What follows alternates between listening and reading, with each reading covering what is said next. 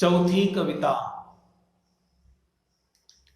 रोटी और संसद। रोटी और संसद हिंदी के प्रसिद्ध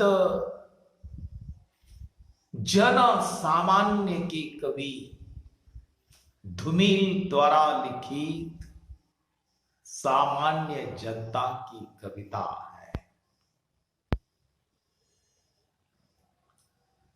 कवि धूमिल का असली नाम सुदामा प्रसाद पांडे। आज तक कवि धूमिल ने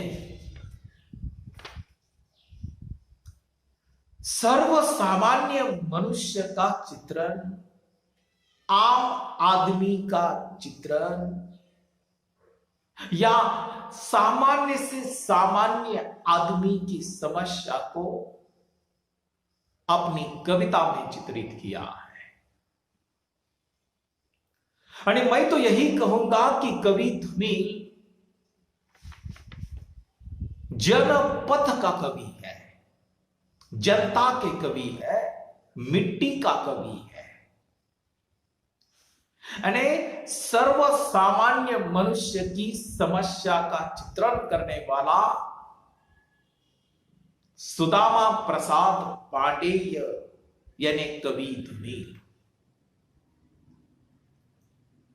इस कविता में कवि ने सामान्य मनुष्य की समस्या का चित्रण किया। आम आदमी की जो समस्या है, अपने देश में रहने वाला जो मजदूर है, किसान है, खेतीगर है, काम करने वाला, कष्ट करने वाला श्रमिक वर्ग जो है, उसी की समस्या को लेकर यह कविता लिखी है। यानी सामान्य आदमी के रोटी के प्रश्न को प्रस्तुत करने वाला यह कवि। बच्चों, मुझे तो ऐसा लगता है हमारा देश आजाद हुआ, स्वतंत्र हुआ, 70 साल गुजर गए। 150 साल तक हमारे इस देश पर अंग्रेजों ने राज किया। 150 साल के बाद भारत को आजादी मिली, भारत स्वतंत्र हुआ। परंतु स्वतंत्रता के बाद, यानी भारत स्वतंत्रता के बाद, देश स्वतंत्रता के बाद सामान्य मनुष्य की जो आशा थी, अपेक्षा थी, वह जैसे मोहभंग हो गया। देश में उस समय जो आर्थिक विषमता बनी हुई थी, 70 साल के बाद आज भी हमारे समाज में और देश में आर्थिक विषमता वैसी ही बनी हुई है। देश में आर्थिक विषमता का कारण वे लोग हैं जो आम आदमी के या आम लोगों के कमाई की रोटी खा जाते हैं। वे लोग हैं हमारे देश की आर्थिक विषमता। हमारे देश में आज भी 2 समस्याएं प्रमुख हैं। एक रोटी की समस्या और दूसरी रोजी की समस्या। रोजी यानी रोजगार की समस्या। रोजी और रोटी की समस्या वर्तमान युग की सर्वोपरि समस्या है। 2 वक्त की रोटी के लिए दर दर भटकने वाले कितने ही लोग इस समाज में और अपने देश में हैं। भूख की समस्या ने आम आदमी का जीना कठिन कर लिया है। बच्चों, एक तरफ देखा जाए रोटी के लिए तरसने वाले लोग हैं, दूसरी तरफ देखा जाए संसद, दिल्ली तक हमारी संसद, राज सत्ता, जहां से देश चलाया जाता है। इन दोनों में बहुत अंतर है, रोटी में और संसद में। कवि दुमील अपने देश के सामान्य मनुष्य का वर्णन करता है, अपने देश का, अपने भारत देश का सामान्य मनुष्य क्या करता है बच्चों। कवि कहता है, एक आदमी रोटी बेलता है।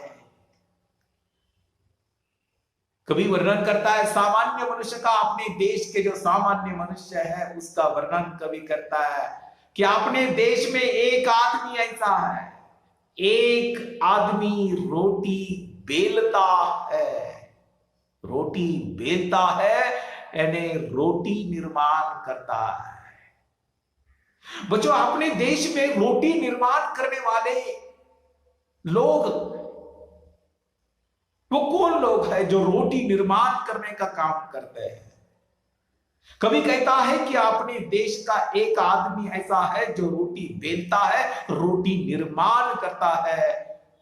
बच्चों, जो रोटी निर्माण करता है वह भारत का किसान है, मजदूर है, श्रमिक वर्ग का प्रतिनिधित्व करता है।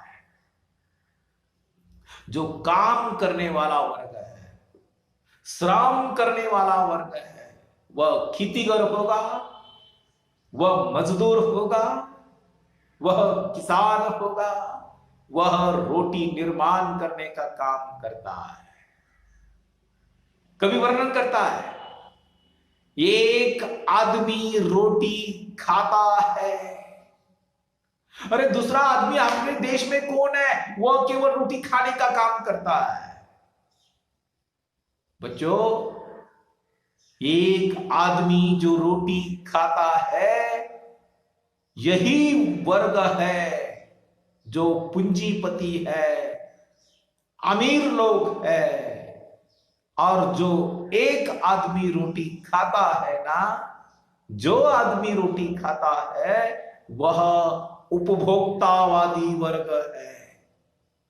ये उपभोक्तावादी वर्ग यानी कौन है जो केवल रोटी खाने का काम करता है? यह मिडिल क्लास वर्ग है। मिडिल क्लास यानी मध्य वर्गीय लोग। ये मध्य वर्गीय लोग कौन? बच्चों, समाज के प्रतिष्ठित समझे जाने वाले डॉक्टर होंगे, इंजीनियर होंगे, वकील होंगे, वैज्ञानिक होंगे, अध्यापक होंगे, टीचर होंगे। जो नौकरी करने वाला वर्ग है वह केवल रोटी खाता है। उसके पास पैसा है, उसके पास पैसे की कमी नहीं है, उसके पास पैसा है, वह सब खरीदता है पैसे पर। वह केवल क्या चाहता है, मिडिल क्लास क्या चाहता है? पैसों पर वह सुख और सुविधाएं खरीदना चाहता है। और वही ऐसा वर्ग है जो व्हाइट कॉलर कहा जाता है। ऐसा वर्ग है ये मिडिल क्लास, जो समाज में वह प्रतिष्ठित माना जाता है और भोग को ही सुख मानता है। कवि आगे वर्णन करता है, तीसरी पंक्ति है ना बच्चों, तीसरी पंक्ति बहुत महत्वपूर्ण है।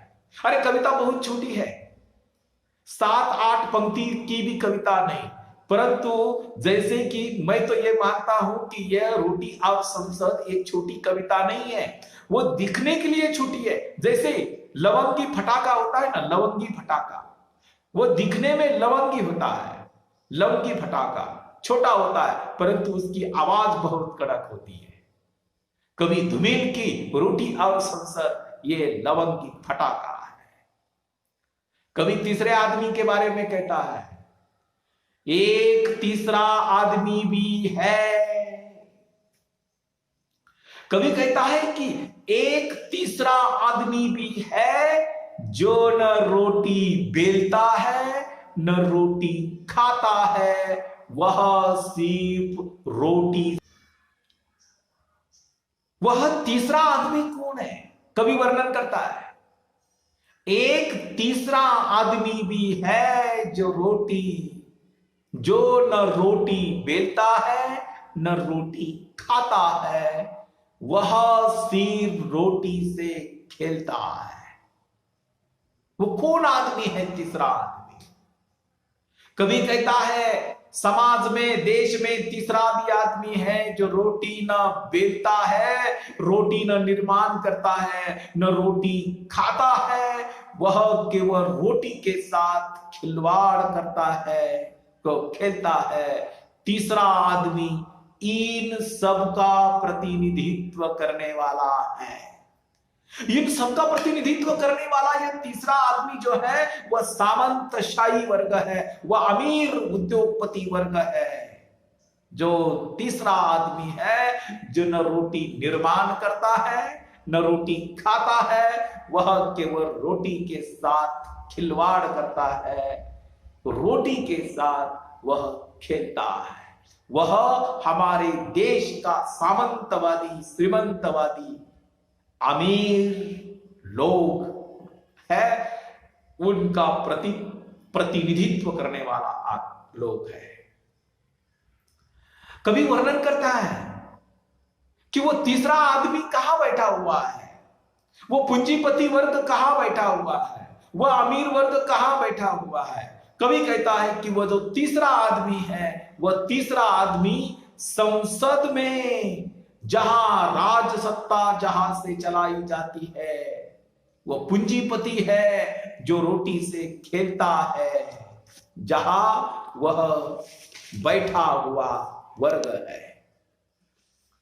कभी आगे वर्णन करता है, अंतिम पंक्तियां है, कभी कहता है मैं पूछता हूं, कभी वर्णन करता है मैं पूछता हूं यह तीसरा आदमी कौन है? मेरे देश की संसद मौन है, मौन एंड शांत। कभी वर्णन करता है, कवि ने हमें प्रश्न पूछा है कि मैं पूछता हूं, कभी कहता है कि मैं तुम्हें पूछता हूं, समाज से सवाल पूछता हूं कि यह तीसरा आदमी कौन है और मेरे देश की संसद मौन क्यों है, शांत क्यों है, चुप क्यों है?